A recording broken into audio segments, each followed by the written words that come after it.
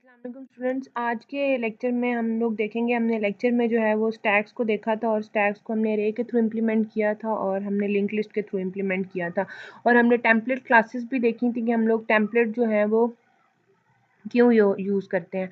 ठीक है, तो आज थोड़ा सा हम ओवरव्यू कर लेते हैं और हम एक कोड जो है वो देख लेते हैं। इसमें क्या है कि हम लोग कह रहे हैं कि stack using class template and dynamic अरे। हम लोग स्टैक को टेम्पलेट के थ्रू, क्लास टेम्पलेट के थ्रू और डायनेमिक अरे के थ्रू कैसे इंप्लीमेंट कर सकते हैं हम वो देख लेते हैं। The construct that allow us to create a class of undetermined type is called a template. Template जो है वो हमारे पास एक जेनेरिक क्लास होती है जिसमें हमारे पास हमें टाइप जो है वो पता नहीं होती। हम किसी भी टाइप का जो है वो क्लास जो है वो क्रिएट कर सकते हैं। ठीक है, एक जेनेरिक हमें टेम्पलेट प्रोवाइड करता है।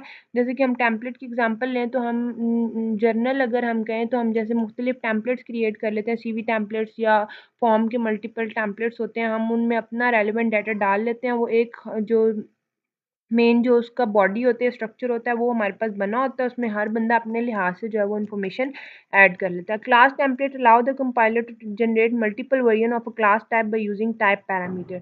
क्लास टेम्पलेट जो है वो हमारे पास एक ऐसी फैसिलिटी है जिसमें हमारे पास कंपाइलर क्या करता है, हमें ये चीज़ अलाउ कर लेता है कि हम एक क्लास टाइप के मल्टीपल जो हैं वो वेरिएंस जनरेट कर सकते हैं। ठीक है, उसमें आप टाइप पैरामीटर्स चेंज करते जाएं और आपके आपके मल्टीपल जो है वो होती जाएगी। मल्टीपल आपकी तरह की क्लास जो है वो जनरेट होती जाएगी। ठीक है, उसके बाद हमारे पास क्या है कि कहता है the formal parameters appear in the class template definition and the actual parameter appear in the client code both are enclosed in pointed brackets. अब कहता है कि अगर हम कोई फॉर्मल पैरामीटर्स की भी अगर हम बात करें कि हमारी क्लास जो क्लास टेम्पलेट जो हम डिफाइन करते हैं उसमें भी अगर हम पैरामीटर की बात करें या एक्चुअल पैरामीटर जो हमारे क्लाइंट कोड में होते हैं, उसमें हमारे पास दोनों में हमारे पास एंगल ब्रैकेट्स जो हैं वो यूज़ होती हैं। ठीक है, उसमें हम लोग जो भी पैरामीटर पास करते हैं वो सारे यहाँ पे इंक्लोज होते हैं। अब यहाँ पे देखें, यहाँ पे हमने कोड लिया हुआ है जिसमें हमारे पास टेम्पलेट क्लास टेम्पलेट है और हमने एक क्लास बनाई हुई है जिसका हमने नाम दिया हुआ आइटम टाइप। ये हमारे पास एंगल ब्रैकेट्स के अंदर हमने दी हुई है। यहाँ पे हमारे पास हम स्टैग क्लास बना रहे हैं जो कि एक टेम्पलेट क्लास है। उसमें हमारे पास हम इस टैग में मल्टीपल तरह के आइटम जो हैं वो ऐड कर सकते हैं। ठीक है, अगर हम टेम्पलेट यूज़ कर लें तो हमने एक जेनेरिक स्टैग क्लास बना ली है जिसमें हम मल्टीपल तरह के फ्लोट टाइप के, कैरेक्टर टाइप के, इंटीजर टाइप के टैग में वैल्यूज जो हैं वो ऐड कर सकते हैं। अब यहाँ पे इस क्लास टैग में क्या हो रहा है कि पब्लिक फंक्शंस है, टैग का कंस्ट्रक्टर है। ठीक है, और टैग में उन्होंने मैक्सिमम, ये हमारे पास पैरामीटराइज कंस्ट्रक्टर है। ठीक है, ये हमारे पास डिस्ट्रक्टर है जो कि वैल्यू को डीएलोकेट करेगा। यहाँ पे हमने पैरामीटराइज कंस्ट्रक्टर के अंदर हमने एक पैरामीटर जो है वो पास कर दिया है।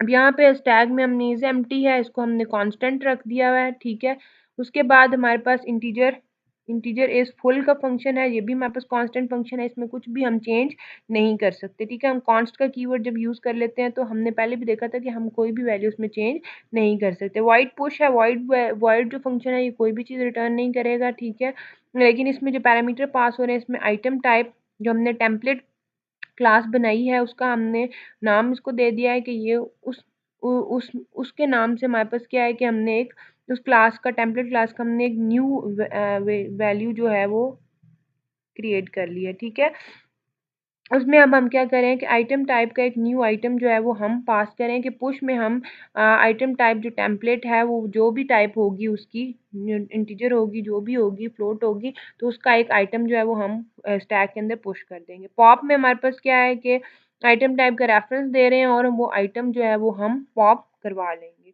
उसके बाद अब यहाँ पे क्या है कि private private function, private variables हैं। तो स्टैग में हमारे पास टॉप होता है जो कि टॉप को रिप्रेजेंट करता है कि टॉप पे कौन सी एलिमेंट पड़ा हुआ है। मैक्स टैग है, मैक्सिमम टैग मतलब मैक्सिमम साइज टैग का क्या है। ठीक है, और यहाँ पे हमने आइटम टाइप स्टैरिक, ये पॉइंटर आइटम्स। ठीक है, अब ये क्या हमारे पास डायनेमिक अरे इम्प्लीमेंटेशन है। यहाँ पे हम अपनी एक डायनेमिक अरे जो है वो इम्प्लीमेंट करेंगे। यहाँ पे हमने एक पॉइंटर बना लिया है, क्लास पॉइंटर, टेम्पलेट क्लास का एक पॉइंटर क्रिएट किया जिसको हमने नाम दे दिया आइटम्स का।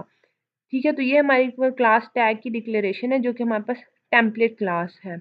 अब अगर हम बात करें हम कहते हैं कि यहाँ पे हमारे पास क्लास टेम्पलेट की हमने स्टैक डॉट सीपीपी की इम्प्लीमेंटेशन करनी है। इसमें हमने स्टैक हेडर जो ऊपर हमने स्टैक हेडर, ये हमारे पास जो हेडर फाइल थी स्टैक की जिसमें हमने सिर्फ फंक्शन जो हैं वो बताए हैं, ये हमारे पास स्टैक डॉट एच फाइल है। ठीक है, यहाँ पे हमारे पास स्टैक डॉट एच के अंदर हमने सिर्फ अपने फंक्शंस को डिफाइन कर दिया, ठीक है, इम्प्लीमेंट नहीं किया।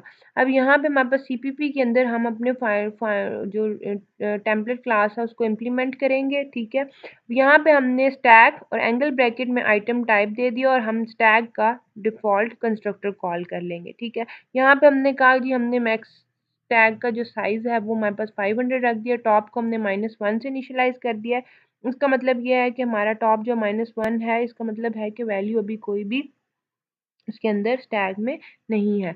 Item is equal to new item type 500, यहाँ पे हम लोग डायनेमिकली एरे एलोकेट करें। डायनेमिकली एरे कैसे एलोकेट हो रही है, जब भी आप न्यू वेरिएबल यूज़ करते हैं तो आपने अपना टाइप दे दी है। ठीक है, अरे की टाइप आपने दे दी और आपने साइज दे दिया। अब ये आइटम टाइप जो है ये आपका टेम्पलेट टाइप है, जो भी आपका जेनेरिक टाइप आ जाएगा वो आपके पास इस अरे का टाइप बन जाएगी। ये करेक्टर होगी, ये फ्लोट होगी या इंटीजर होगी, जो भी होगी ये आपकी अरे डायनेमिकली रन टाइम पे एलोकेट हो जाएगी। यहाँ पे हमने क्लास आइटम टाइप कर दिया, यहाँ पे हमने पैरामीटराइज कंस्ट्रक्टर कॉल कर दिया max max tag is equal to max. ठीक है, हमने जो ये वेरिएबल हमारा यहाँ पे पास हो रहा है हमने उसको साइन कर दिया, टॉप को हमने -1 कर लिया है और न्यू आइटम के थ्रू हमने फिर एलोकेशन जो है वो डायनेमिकली अरे एलोकेट कर लिया। अब यहाँ पे हमारे पास डिस्ट्रक्टर कॉल किया, क्योंकि हम अरेज जो हैं वो डायनेमिकली एलोकेट कर रहे हैं तो हम डिलीट का ऑपरेटर लाजमी यूज़ करेंगे ताकि हम जो है वो डिलीट कर सकें। अब हमने जो अरे क्रिएट की थी वो आइटम्स के नाम से थी और हमारे पास क्या था कि हमने डिलीट यूज़ करके और फिर एंगल ब्रैकेट और फिर आइटम्स जो नाम था उसका वो हमने दे के तो हमने डी एलोकेट कर लेंगे डिस्ट्रक्टर के थ्रू। वो मेमोरी हमारे पास जो है वो रिजर्व नहीं रहेगी, वो हमारे पास फ्री हो जाएगी। अच्छा, अब इसमें हमारे पास क्या है कि नेक्स्ट जो है वो हम इज़ एम्प्टी चेक करेंगे कि हमारा तो टॉप जो टैग है वो एम्प्टी है या नहीं।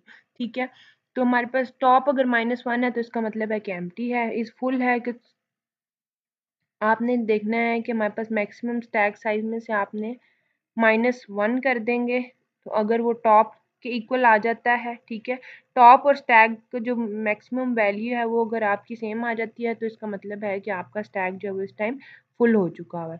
ठीक है, तो आप मज़ीद इसमें इंसर्शन नहीं कर सकते। तो इस तरह से हमारे पास, लेकिन हम इसमें हर एक के साथ टेम्पलेट क्लास जो है वो ज़रूर लिखेंगे क्योंकि हम इसमें टेम्पलेट जो है वो यूज़ कर रहे हैं। ठीक है, उसके बाद हमारे पास क्या है कि यहाँ पे हमारे पास हमने फिर पुश का फंक्शन लिख दिया कि हमने जो है वो टेम्पलेट टाइप का एक फंक्शन जो है उसमें पैरामीटर पास किया है। ठीक है, और उसमें हमारे पास जो भी टाइप आइटम की टाइप होगी वो हमारे पास उस आइटम न्यू आइटम को जो हम पास करें उसकी टाइप बन जाएगी। ठीक है, इस क्लास आइटम टाइप में जो हमारे पास टाइप मेन से फंक्शन से पास होगी वो हमारे पास इसकी न्यू आइटम की टाइप बन जाएगी। अब हमारे पास क्या है कि अगर हमारे पास फुल है तो हम स्टैक ओवरफ्लो प्रिंट करा देंगे। ठीक है, अगर फुल है तो इसका मतलब है कि स्टैक ओवरफ्लो और एग्जिट कर देगा। अदरवाइज क्या होगा, फिर टॉप में हमारे पास प्लस प्लस होगा, item top is equal to new top. अब हमारे पास अगर तो पहले हम पुश करने से पहले हम फुल लाजमी चेक करेंगे। अगर तो आपको फुल है तो आप मज़ीद इसमें ऐड नहीं कर सकते। अगर हमारे पास फुल नहीं है तो उसमें क्या होगा कि हमारे पास टॉप जो है वो एक ऐड हो जाएगा और आइटम जो है वो टॉप के ऊपर आपने एक जो भी टॉप 01 ये लोकेशन होगी उसमें आपके पास आप जो है वो आइटम डाल देंगे, न्यू आइटम डाल देंगे। ठीक है, उसके बाद हमारे पास पॉप है। अब हमने क्या किया, हमने आइटम को पॉप करना है तो हम क्या करेंगे, हम एम्प्टी चेक करेंगे। पुश के केस में आपने फुल चेक करना है क्योंकि अगर फुल होगा तो आप स्टैक में वैल्यू पुश नहीं कर सकते। अगर हमारे पास एम्प्टी है तो आपने जो है वो चेक करना है कि आपके पास पहले पॉप तब आप मज़ीद पॉप तब नहीं कर सकते जब आपके पास आपका स्टैक एम्प्टी हो जाएगा तो आप पॉप वैल्यूज़ मज़ीद पॉप नहीं कर सकेंगे। तो item is equal to item top, आपने जब पॉप कर लिया तो जो भी आपका टॉप पे आइटम होगा वो आप बता देंगे और टॉप जो है वो माइनस माइनस होना शुरू हो जाएगा। अब यहाँ पे ये item is equal to item top का मतलब ये है कि जो भी एलिमेंट टॉप पे पड़ा होगा वो आपका वहाँ से पॉप हो जाएगा। ठीक है। अब यहाँ पे टेम्पलेट क्लास यूज़ करते हुए हमने एक ड्राइवर प्रोग्राम लिखा है जिसमें हमारे पास मेन फंक्शन है। यहाँ पे देखें हमारे पास कि ये इंटीजर स्टैक दे रहा है और ये फ्लोट स्टैक दे रहा है। अब यहाँ पे हमारे पास टेम्पलेट क्लास यूज़ करते हुए हमने कहा कि हमारे पास दो तरह के स्टैक में वैल्यू आ रही है, इंटीजर या फ्लोट। अब हमारे पास इंटीजर टाइप डाटा और फ्लोट वैल्यू है, हमारे पास दो वेरिएबल्स भी आ गए हैं। Integer stack dot push call करेंगे तो इंटीजर वैल्यू पुश हो जाएगी, float stack dot push call करेंगे तो हमारे पास फ्लोटिंग पॉइंट वैल्यू कॉल हो जाएगी। जिस टैग डॉट पॉप डाटा करेंगे तो हमारे पास क्या है कि आप सी आउट के थ्रू अपना डाटा भी प्रिंट करा सकते हैं जो भी आप पॉप करा रहे हैं। इसी तरह आप फ्लोट स्टैक की वैल्यू फ्लोटिंग वैल्यू जो है वो पॉप करना चाहते हैं तो आप उसको पॉप कर सकते हैं। अच्छा, अब इसमें हमने ये तो देख लिया कि हम जो है वो स्टैक जो है वो कैसे डायनेमिकली अरे के थ्रू जो है वो स्टैक हम कैसे यूज़ करते हैं। ठीक है, अब इसमें हमारे पास क्या है कि जो आपने अपने टास्क परफॉर्म करना है उसमें आपने क्या करना है कि आपने स्टैक क्लास यूज़ करनी है और इसमें आपने टेम्पलेट ही यूज़ करना है। इसमें आप क्या करेंगे, इनफिक्स एक्सप्रेशन से पोस्टफिक्स में कन्वर्ट करेंगे। आप इनफिक्स एक्सप्रेशन लेंगे वो आप यूज़र से इनपुट लेंगे। ठीक है, the input for this problem is an infix expression. इस प्रॉब्लम के लिए आपने क्या करना है कि आपने इनफिक्स से पोस्टफिक्स में कन्वर्जन करनी है। ठीक है, टेम्पलेट क्लास यूज़ करते हुए और आप एक इनफिक्स एक्सप्रेशन जो यूज़र से इनपुट लेंगे। ठीक है, वो आपका विद और विदाउट पैरेंथेसिस दोनों होगा। ठीक है, the operand should be single letter digits and valid operators और प्लस माइनस ऑपरेंड्स जो हैं वो आपके सिंगल लेटर डिजिट्स भी हो सकते हैं। ठीक है, और आपके पास जो ऑपरेटर्स आपने इसमें यूज़ करने हैं वो प्लस माइनस मल्टीप्लिकेशन और डिवीजन ये सारे के सारे होने चाहिए। The output is the postfix version of the expression. और आपका जो प्रोग्राम आप लिखेंगे वो आपका क्या आउटपुट देगा, आपका एक पोस्टफिक्स एक्सप्रेशन जो है वो एज आउटपुट देगा। ठीक है, आपके पास सेकंड जो आपने काम करना है उसमें आपने क्या करना है, पोस्टफिक्स एक्सप्रेशन की वैल्यूएशन करनी है जो हमने लेक्चर के अंदर डिस्कस की थी। ठीक है, आपका पास पोस्टफिक्स एक्सप्रेशन होगा जो आप यूजर से लेंगे। ठीक है, वो पहले से ही पोस्टफिक्स होगा। ठीक है, तो आप क्या करेंगे, आप उस पोस्टफिक्स एक्सप्रेशन को वैल्यूएट करेंगे और उसके रिजल्ट्स जो हैं वो डिस्प्ले करवाएंगे। ठीक है, तो ये सारे काम आप यूजिंग टेम्पलेट क्लासेस जो हैं वो करेंगे। उसके बाद जो नेक्स्ट कॉन्सेप्ट हमने डिस्कस किया था वो हमारे पास था क्यूज का। ठीक है, हमारे पास क्यूज क्या होते हैं, जो नेक्स्ट डाटा स्ट्रक्चर हमने देखा था वो देखा था कि क्यूज क्या होते हैं। तो हम उनको भी देख लेते हैं, कोड बारी बारी डिस्कस कर लेते हैं। अब हमारे पास क्या है कि क्यूज हमारे पास क्या है, queue is abstract data structure somewhat similar to stacks. Unlike stack, queue is open at both its ends. One end is always used to insert data in queue and the other is used to remove data DQ. The queue follows first in first out methodology. The data item stored first will be accessed first. अब Q क्या है, हमारे पास एक abstract data structure है जो कि थोड़ा बहुत सिमिलर है स्टैग से, लेकिन क्यू में क्या है कि हमारे पास दोनों एंड जो हैं वो ओपन होते हैं। ठीक है, एक एंड हमेशा जो है वो हम डाटा इंसर्ट करने के लिए यूज़ करते हैं, इन क्यू के लिए यूज़ करते हैं, और दूसरा हम डाटा जो है वो रिमूव करने के लिए यूज़ करते हैं। ठीक है, अब क्यू आपका जो है वो क्या करता है, first in first out methodology FIFO जो है वो यूज़ करता है कि जो पहले है आपका वो पहले ही हम निकालेंगे। ठीक है, इसका मतलब क्या है कि that the data item stored first will be access first. जो आइटम पहले स्टोर होगा, जो मतलब लोकेशन में पहले है, वो आपका पहले ही एक्सेस होगा। अब यहाँ पे नीचे एग्जांपल दी हुई है, अगर हम रियल वर्ल्ड में अगर एग्जांपल लें क्यू की, ठीक है, तो हमारे पास एक सिंगल लेन है, एक वन वे रोड पे। ठीक है, जहाँ पे आपकी जो कार्स हैं वो आपकी आ रही हैं। ठीक है, where the vehicle enter first, exit first. More real-world example can be seen as queues at the ticket windows and bus stops. ठीक है, अगर आप देखें रियल वर्ल्ड एग्जांपल अगर हम लें तो देखें क्यू में हमारे पास ये गाड़ी जो है ये लास्ट में है और ये हमारे पास फर्स्ट में है, और वन वे रोड है। जो हमारे पास पहले खड़ी है, क्यू का ये असूल है कि जो पहले आ रही है वो हमारे पास पहले आउट होगी। अगर इस गाड़ी के पीछे जो लास्ट में इसके पीछे कोई और आ रही है तो वो वाली हमारी लास्ट बन जाएगी। ठीक है, हमारी क्यू के एंड में गाड़ियाँ और इंसर्ट होना शुरू हो जाएंगी, ऐड होना शुरू हो जाएंगी और कतार लंबी होती चली जाएगी। लेकिन जो गाड़ी पहले खड़ी है वो हमारी हमेशा पहले ही जो है वो निकलेगी। ठीक है, अच्छा, क्यू की दूसरी रिप्रेजेंटेशन, ये तो हमने रियल वर्ड के हिसाब से एग्जांपल दी ताकि आप लोगों को क्लियरली समझ आ जाए। क्यू रिप्रेजेंटेशन क्या है? As we know understand that in queue we access both ends for different reasons. The following diagram give below tries to explain queue representation as data structure. इसमें क्या है हमारे पास कि क्यू को अंडरस्टैंड करना है, तो इसमें क्या करते हैं कि हम दोनों एंड्स को डिफरेंट रीजंस के लिए एक्सेस करते हैं। अब ये जो डायग्राम हमारे पास है कहती है कि आपके पास क्यू को रिप्रेजेंट करने के लिए अब यहाँ पे हमारे पास डाटा है, मल्टीपल डाटा है, ठीक है, हमने क्यू के अंदर डाला हुआ है। अब यहाँ पे आपके पास डाटा मजीद इन होता जा रहा है, ठीक है, ये आपके पास एक क्यू है, पाइप सा बनाया हुआ है जिसमें आपके पास डाटा आता जा रहा है। अब यहाँ से आपके पास डाटा आ रहा है और यहाँ से आपके पास डाटा निकलता जा रहा है, ठीक है, ये जो हमारे पास पाइप बनाया हुआ है इसमें से हमारे पास दिखाने की कोशिश क्या की जा रही है कि हम पीछे से डाटा डालते जा रहे हैं, आगे से हम डाटा निकालते जा रहे हैं। जो डाटा पहले पड़ा है वो आपका पहले ही बाहर निकलेगा। As in stacks, a queue can also be implemented using array।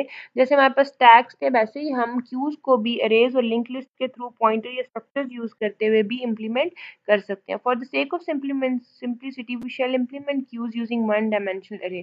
अगर हम simple रखना चाहते हैं तो हम one dimensional array के थ्रू भी उनको implement कर सकते हैं। बेसिक ऑपरेशन आपकी क्यू में जैसे स्टैक में ऑपरेशन परफॉर्म होते हैं, इसी तरह आपके क्यूज में भी ऑपरेशन परफॉर्म होते हैं। क्यू ऑपरेशन में इन्वॉल्व इनिशियलाइजिंग और defining the Q. Q operations में क्या है कि हम जो है वो क्यू को डिफाइन करते हैं, इनिशियलाइज करते हैं, ठीक है, utilizing it and then completely erasing from the memory. पहले हम क्या करते हैं कि क्यू ऑपरेशन में क्या क्या है कि पहले हम क्यू को डिफाइन करते हैं, इनिशियलाइज करते हैं, ठीक है, फिर उसको हम यूटिलाइज कर लेते हैं और फिर मेमोरी से हम रिमूव कर देते हैं। Here we shall try to understand the basic operation associated with queues. अब पहला क्या, enqueue add store an item to the queue. इसमें पहला काम क्या होगा कि हम आइटम स्टोर करेंगे क्यू के अंदर, ऐड करेंगे, ठीक है, तो इसका मतलब है कि हमने क्यू के अंदर आइटम्स डाल दिए। डी क्यू क्या है? Remove access an item from the queue, कि आप आइटम्स जो हैं वो क्यू से रिमूव कर देंगे। Few more functions are required to make above mention queue operation efficient. अगर हमने क्यू ऑपरेशन को ज़्यादा एफिशिएंट बनाना है तो आप ये वाले 3 फंक्शंस जो और हैं वो भी आप बीच में डाल सकते हैं कि peek is full is empty. Peek क्या? Get the element at the front of the queue without removing it.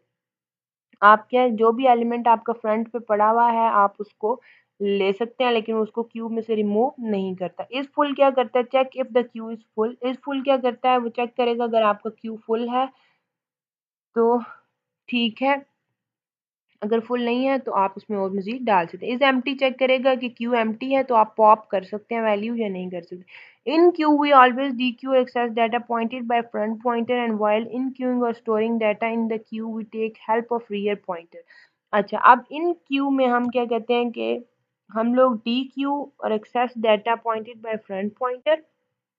अब यहाँ पे बात क्या कर रहा है कि जो भी हमने डाटा एक्सेस करना है या डी क्यू करना है तो वो हम फ्रंट पॉइंटर उसको जो पॉइंट करेगा, ठीक है, फ्रंट पॉइंटर जो यहाँ पे हमारे पास अगर हम ये डाटा है हमने उसको निकालना है क्यू से डी क्यू करना है तो हमारे पास जो फ्रंट पॉइंटर होगा वो इसको पॉइंट कर रहा होगा, ठीक है। और इन क्यू का और ये डाटा अगर हमने स्टोर करना है क्यू के अंदर तो इसका मतलब है कि हमारे पास रेयर पॉइंटर यहाँ पे लास्ट में होगा जो इस लास्ट लोकेशन लास्ट वाले डाटा को पॉइंट कर रहा होगा कि ये डाटा जो है वो आपका यहाँ से निकलेगा, ठीक है। Let's first learn about supportive function of a Q. अब हमारे पास क्या है कि जो पीक है हमारे पास बहुत सारे सपोर्टिव फंक्शंस हैं क्यू के लिए। अब ये हमारे पास जो पीक फंक्शन है ये हमारा सपोर्टिव फंक्शन है। This function helps to see the data at the front of the queue. अब ये हमें सपोर्ट कैसे करता है कि हमें पता कैसे चले कि हमारे क्यू के अंदर फ्रंट पे कौन सा डाटा पड़ा हुआ है, ठीक है। तो algorithm of peek function is as follows. अब हम पीक फंक्शन के लिए हमारा एल्गोरिदम क्या है कि हमने प्रोसीजर लिखा पीक के लिए, रिटर्न क्या करेगा? क्यू फ्रंट फ्रंट लोकेशन पे जो भी वैल्यू क्यू के पड़ी है वो ये रिटर्न कर देगा, ठीक है। उसके बाद हमारे पास क्या है, अब हम इसको सी प्रोग्रामिंग में अगर हम इम्प्लीमेंट करना चाहते हैं हम कैसे करेंगे? हम सिंपल लिखेंगे क्योंकि ये रिटर्न कर रहा है वैल्यू, ठीक है, वैल्यू रिटर्न कर रहा है, इंटीजर हमने दे दिया पीक फंक्शन और फिर हमने रिटर्न करा दिया क्यू फ्रंट। जो भी फ्रंट पे लोकेशन पे वैल्यू पड़ी है क्यू में वो ये रिटर्न कर देगा। उसके बाद इस फुल क्या है? As we are using single dimension array to implement queue, just check for the rear pointer to reach at max size to determine that queue is full. In case we maintain the queue in a circular linked list, the algorithm will differ. Algorithm is full function. Algorithm of इस full function. अब इसमें इस full में क्या कहता है कि जब हम सिंगल डायमेंशनल अरे यूज़ करते हैं क्यू को इम्प्लीमेंट करने के लिए, तो हमें रेयर पॉइंटर को मस्ट चेक करना पड़ता है कि वो कहीं मैक्सिमम साइज तक तो नहीं पहुंच गया, ताकि अगर वो मैक्सिमम साइज तक पहुंच गया तो इससे हम ये अंदाज़ा लगाते हैं कि हमारा क्यू जो है वो फुल हो गया। ठीक है, in case we maintain the queue in a circular linked list, the algorithm will differ। अगर हम इसको जो आपका क्यू है उसको हम अगर सर्कुलर लिंक लिस्ट के अंदर यूज़ करें, मेंटेन करें, तो उसका एल्गोरिदम जो है वो हमारा डिफरेंट होगा। तो इस फुल फंक्शन के लिए अगर हम प्रोसीजर लिखें तो क्या है कि हमने क्योंकि जो रेयर है रेयर में चेक करना है, क्योंकि रेयर से इंसर्शन हो रही है तो हम रेयर में चेक करेंगे कि रेयर जो है वो हमारा मैक्स साइज के इक्वल तो नहीं हो गया। अगर रेयर पॉइंटर जो है वो हमारा मैक्स साइज के इक्वल हो गया है और वो रिटर्न ट्रू कर रहा है, तो इसका मतलब है कि हमारा क्यू फुल हो चुका है। अगर रेयर जो है वो हमारा मैक्स साइज के इक्वल नहीं है तो वो फॉल्स रिटर्न करेगा, और इसका मतलब है कि हमारे पास अभी स्पेस है, हम स्टैक के अंदर वैल्यूज ऐड कर सकते हैं। अगर हम इस कोड को जो हमारा हमने सिंपल एल्गोरिथम लिखा है, हम इसको अगर हम इसको प्रोग्रामिंग लैंग्वेज में लिखें तो हम ये हमारे पास ट्रू और फॉल्स रिटर्न कर रहा है, तो ये हमारे पास बुलियन वैल्यू रिटर्न हो रही है। ठीक है, तो इस फुल फंक्शन जो हमारे पास बुलियन वैल्यू रिटर्न कर रहा है वो कहता है अगर रेयर जो है वो मैक्सिमम साइज -1 है और ट्रू रिटर्न कर रहा है, तो इसका मतलब है कि आपके पास क्या हो गया है कि मैक्सिमम साइज माइनस रेयर और जो आपका मैक्सिमम साइज है वो आपका सेम आ चुके हैं, इक्वल आ चुके हैं। तो इसका मतलब रेयर भी 7 पे और मैक्सिमम साइज भी आपका 7 है, तो इसका मतलब है कि आपका स्टैक जो है वो फुल हो चुका है। अगर ये इक्वल नहीं है तो इसका मतलब है ये फॉल्स है, आप स्टैक में और वैल्यू ऐड कर सकते हैं। तो ये बस सिंपल छोटे छोटे फंक्शन इसलिए बता रहे हैं कि ताकि आप आसानी से इसको समझ सकें। इज एम्प्टी क्या है? एल्गोरिथम सिंपल आपको चेक करेगा कि एम्प्टी है कि नहीं। अगर front if front is less than min और front is greater than rear, अब उसमें क्या कहता है कि अगर आपका फ्रंट जो है वो मिनिमम से लेस है, ठीक है, या फ्रंट रेयर से ग्रेटर हो गया है, फ्रंट की वैल्यू अगर रेयर से ग्रेटर है, ठीक है, या मिनिमम मिनिमम जो वैल्यू है उससे लेस है, तो इसका मतलब है कि ये आपका जो है वो एम्प्टी है क्यू। अदरवाइज अगर फ्रंट जो है वो रेयर से लेस है तो उसमें क्या है कि अब इसमें इसमें कहने का मकसद उसका क्या है कि अगर आपकी जो फ्रंट की वैल्यू है वो मिनिमम या ज़ीरो से लेस है, ठीक है, तो उसमें क्या कहता है कि आपका क्यू इसका मतलब है ज़ीरो से लेस है, मिनिमम वैल्यू यहाँ पे ज़ीरो ले रहा है। ठीक है, अगर ज़ीरो से लेस है तो इसका मतलब है माइनस में वैल्यू जा रही है, फ्रंट इक्वल टू -1 है। ठीक है, तो इसका मतलब है कि आपका जो क्यू है वो आपका खाली है। ठीक है, उसमें कोई भी वैल्यू नहीं है। It if the value of the front is less then min और zero, it tells that the queue is not yet initialised hence empty. और अगर आपकी वैल्यू जो है वो रेयर से जो आपका लास्ट है, रेयर से ग्रेटर है, फ्रंट की वैल्यू भी रेयर से ग्रेटर है, तो इसका मतलब भी यही है कि आपका स्टैक जो है वो एम्प्टी है। अब यहाँ पे देखिए हमारे पास बूल इज एम्प्टी है, हमारे पास ये बुलियन फंक्शन है, बुलियन वैल्यूज रिटर्न करेगा। इसमें क्या है कि वो चेक करेगा कि अगर आपका फ्रंट जीरो से लेस है, फ्रंट जीरो से लेस होने का मतलब ये है कि फ्रंट की वैल्यू -1 है और फ्रंट जो है वो रेयर वैल्यू से ग्रेटर है, तो क्या करेगा, ट्रू रिटर्न करेगा, अदरवाइज फॉल्स रिटर्न कर देगा। उसके बाद इन क्यू ऑपरेशन क्या करता है कि आपने क्यू के अंदर वैल्यू जो है वो इंसर्ट करनी है।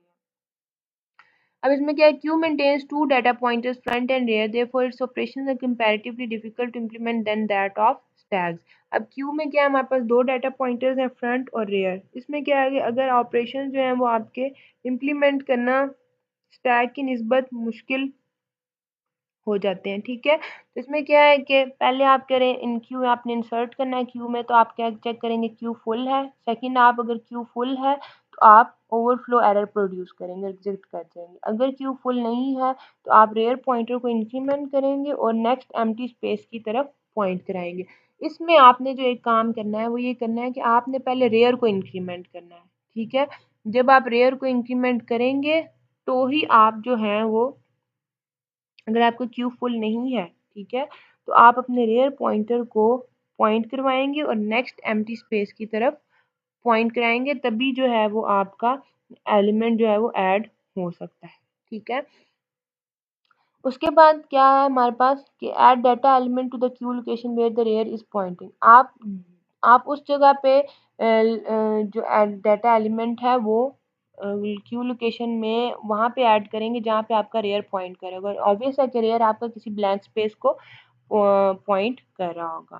ठीक है,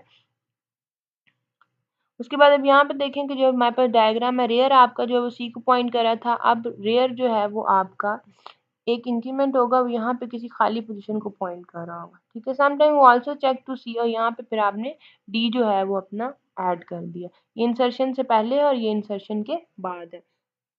Sometimes we also check to see if a queue is initialized or not to handle any unforeseen situation. इसमें क्या है कि बाज़-औक़ात हम जो है वो पहले खुद ही चेक कर लेते हैं कि आपका क्यू इनिशियलाइज है या नहीं। ठीक है, ताकि कोई ऐसी अब्रप्ट सिचुएशन जो है वो क्रिएट ना हो जाए। तो इसलिए हम जब भी इन क्यू या इंसर्शन करते हैं तो हम फुल चेक करते हैं। ठीक है, इन क्यू ऑपरेशन के लिए जो कोड लिखा है कि अगर क्यू फुल है तो वो ओवरफ्लो का मैसेज दे देगा, अगर नहीं है तो रेयर को रेयर प्लस वन कर दे, क्योंकि रेयर जब तक ब्लैंक स्पेस में पॉइंट नहीं करेगा तो आप रेयर में डाटा जो है वो डाल नहीं सकते। तो जब वो किसी एक ब्लैंक स्पेस को पॉइंट कर रहा होगा तभी आप उसमें इंसर्ट कर सकते हैं। अगर आप उसका कोड देखें तो उसमें वो क्या कह रहा है कि आप इनक्यू करना है डाटा आपने। ठीक है, आप चेक करेंगे पहले फुल है या नहीं। अगर फुल नहीं है तो आप क्या करेंगे, rear is equal to rear plus one, rear की में एक इंक्रीमेंट कर देंगे, वो एक ब्लैंक स्पेस को पॉइंट करेगा और फिर आपके जो है वो वहाँ पे आप डाटा रख सकते हैं। ठीक है, उसके बाद हमारे पास डी क्यू ऑपरेशन क्या कहता है कि Accessing data from the queue is a process of two tasks. आपने जो भी डाटा क्यू से प्रोसेस करवाना है वो हमारे पास दो तरह के टास्क हैं। Access the data where front is pointing, आप वहाँ पे डाटा एक्सेस कर सकते हैं जहाँ पे आपका फ्रंट पॉइंटर पॉइंट कर रहा है।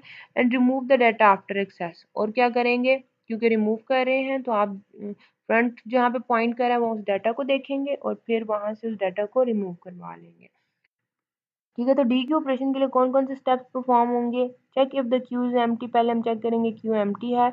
अगर if the queue is empty produce underflow error and exit, उसमें क्या है कि अगर क्यू एम्प्टी है तो आप तो डी क्यू कर ही नहीं सकते। ठीक है, अब इसमें क्या है, the queue is not empty, अगर क्यू एम्प्टी नहीं है तो आप उस डाटा को एक्सेस करेंगे जहाँ पे आपका फ्रंट पॉइंट कर रहा है। ठीक है, आप फ्रंट पॉइंटर को इंक्रीमेंट करेंगे और नेक्स्ट अवेलेबल डाटा एलिमेंट की तरफ पॉइंट करवाएंगे। अब आपका यहाँ पे फ्रंट भी इंक्रीमेंट होगा क्योंकि वो जो आपका नेक्स्ट अवेलेबल डाटा है उसको पॉइंट करेगा ताकि उसके बाद आने वाला जो डाटा है वो हम रिमूव कर सकें।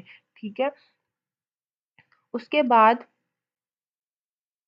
अब यहाँ पे डायग्रामेटिकली भी दिखाया गया है कि हमारे पास यहाँ पे रेयर है और ये हमारा फ्रंट है। अब फ्रंट से हमने ए रिमूव कर दिया, ये क्यू से हमारा बाहर आ गया, तो फ्रंट को हमने एक इंक्रीमेंट दे दिया है, ये हमारे पास नेक्स्ट डाटा की तरफ मूव कर गया। अब जो हमारे पास क्यू में फ्रंट में डाटा पड़ा है, अगर हमने ड्यू क्यू दोबारा कॉल किया तो वो ही रिमूव होगा।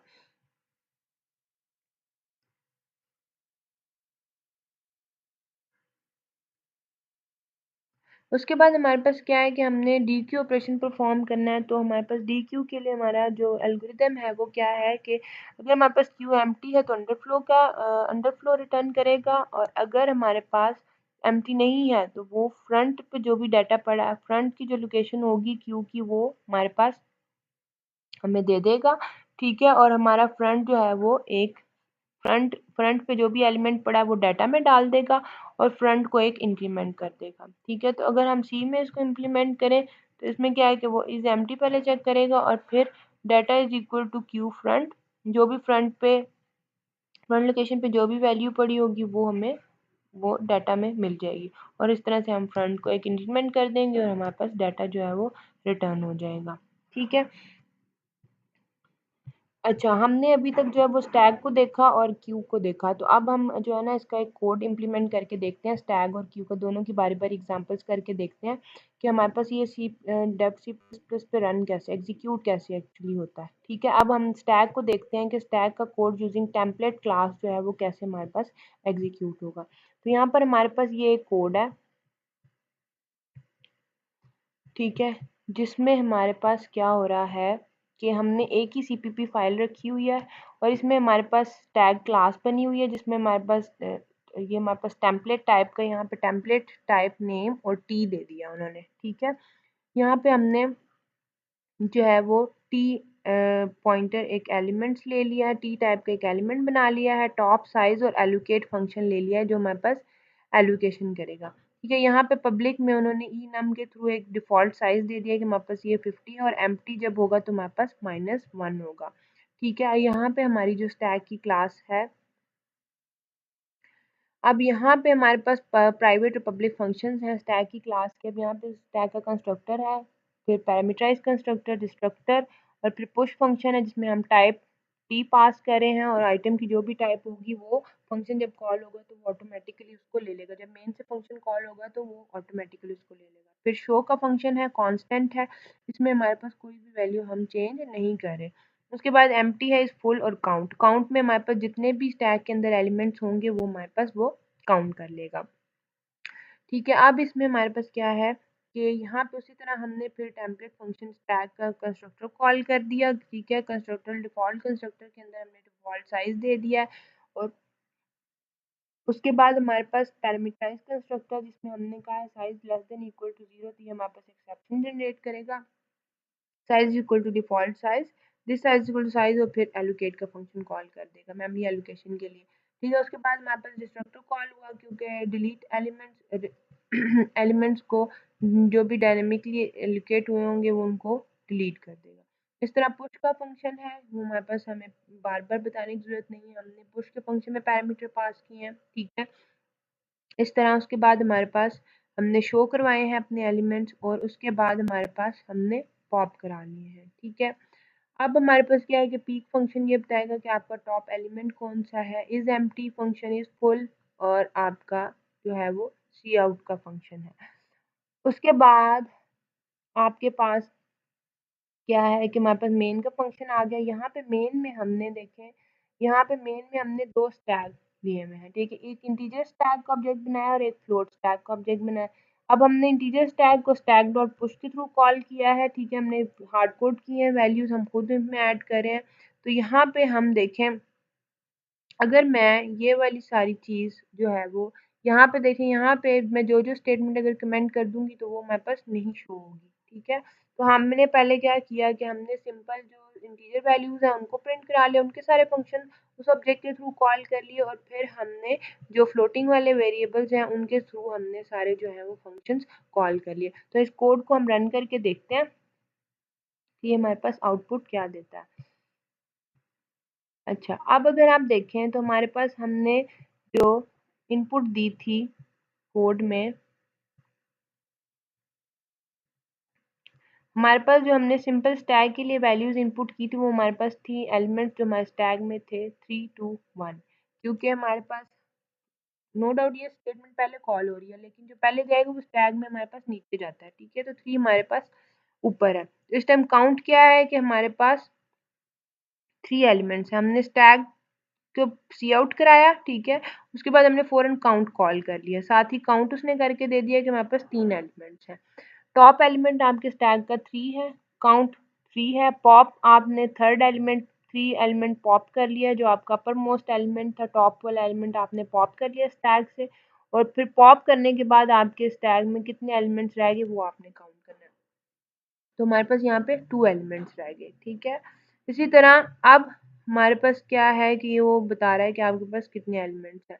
उसके बाद हमने एक और टैग लिया जो फ्लोट पॉइंट का था। ठीक है, अब देखिए टेम्पलेट क्लासेस यूज करने का फायदा ये है कि हमने यहाँ पे हमने कोड में कहीं भी चेंज नहीं किया, सिर्फ हमने यहाँ पे इस टी की जगह हमने अपनी डाटा टाइप दी हुई है। ठीक है, टाइप टाइप दी हुई है कि हमारे पास कौन सी टाइप का टैग है तो उसकी वैल्यूज वो हमारे पास लेता जाएगा। तो इस तरह हमारे पास यहाँ पे हमने फ्लोटिंग पॉइंट वैल्यूज दे दी 3.3 2.2 1.1। यहाँ पे टोटल 3 एलिमेंट्स हैं, टॉप एलिमेंट 3.3 है, उसके बाद पॉप इसने किया 3.3 और काउंट जो है वो पॉप के बाद आपके पास टैग में सिर्फ 2 एलिमेंट्स रह गए।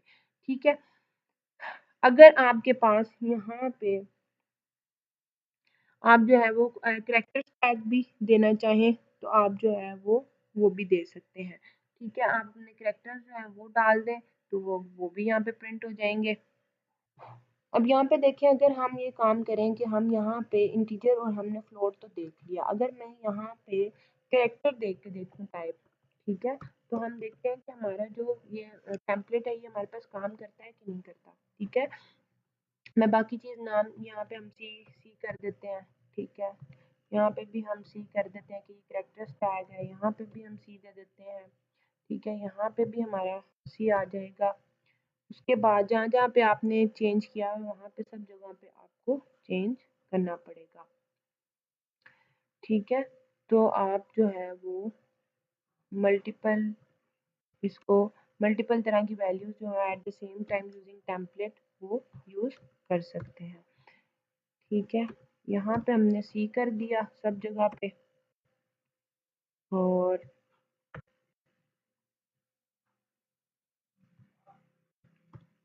ठीक हो गया। अब मैं इसको सेव कर लेती हूँ और हम इसको कंपाइल करते हैं और रन करके देखते हैं। अब यहाँ पे देखें, एक मिस्टेक जो मैंने यहाँ पे की है वो ये है कि मैंने जब अपना सी स्टैग कर लिया, करेक्टर कर दिया, लेकिन मैंने वैल्यूज जो रखी हुई हैं वो यहाँ पे यही रखी हुई हैं। ठीक है, तो यहाँ पे भी हमें, क्योंकि हम हार्ड कोड कर रहे हैं वैल्यूज, तो हमें यहाँ पे भी अपनी वैल्यूज चेंज करनी पड़ेंगी। उसके बाद यहाँ पे भी हम चेंज कर देते हैं, उसके बाद यहाँ पे भी। ठीक है, तो अब जो है वो हम दोबारा अपना कोड कंपाइल करके देखते हैं। अब हमारे पास क्या आउटपुट आती है, वो हमारे पास इसके थ्रू, टेम्पलेट के थ्रू हम करेक्टर वैल्यूज स्टैग में डाल सकते हैं कि नहीं डाल सकते। अब देखें, यहाँ पे हमारे पास हमने एक इंटीजर स्टैग दिया और एक करेक्टर दिया। ठीक है, जैसे मैंने उस टेम्पलेट के अंदर अपनी टाइप बस चेंज की है तो उसने मेरे पास वैल्यूज जो है वो मुझे ये दे दी हैं।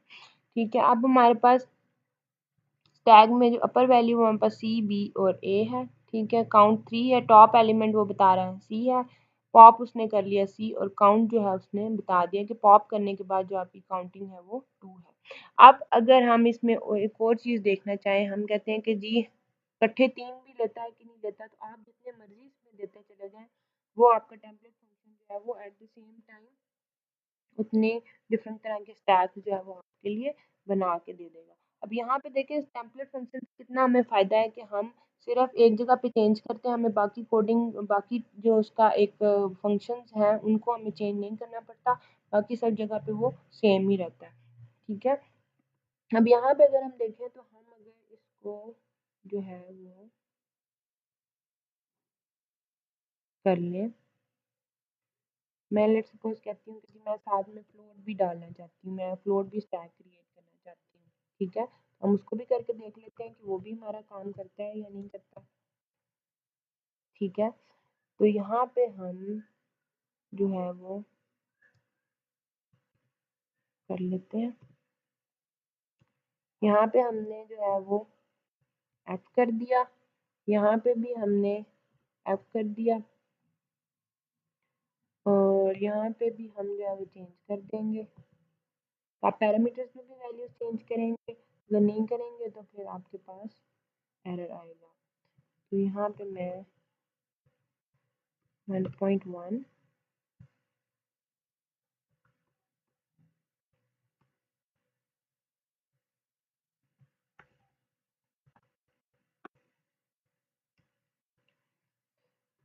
1.3।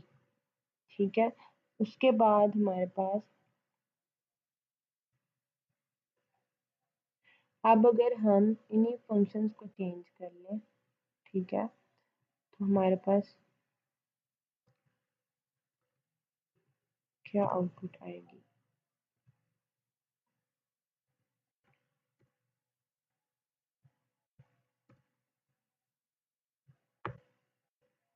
अब यहाँ पे हमने एफ डाल दिया है। ठीक है, और हम देखते हैं कि हमारे फ्लोटिंग पॉइंट टैग वैल्यू जो है उनको लेता है या नहीं। यहाँ पे हमने ये सारी चीज़ें चेंज कर दी। अब हम देखते हैं कि हमारा कोड रन होता है कि नहीं। यहाँ पे अब देखें, जितने मर्जी तरह के आप टैग ऐड करना चाहें ना आप कर सकते हैं, मतलब डबल, फ्लोट, कैरेक्टर। ठीक है, तो यहाँ पे देखें, बताने का मकसद, समझाने का ये है कि आपको देखें एट द सेम टाइम हमने एक कोड से एक टेम्पलेट फंक्शन यूज करके हमने 3 डिफरेंट तरह के टैग्स जो है वो क्रिएट कर लिए। तो हमें टेम्पलेट से बहुत ज़्यादा जो है वो आसानी हो गई है। ठीक है।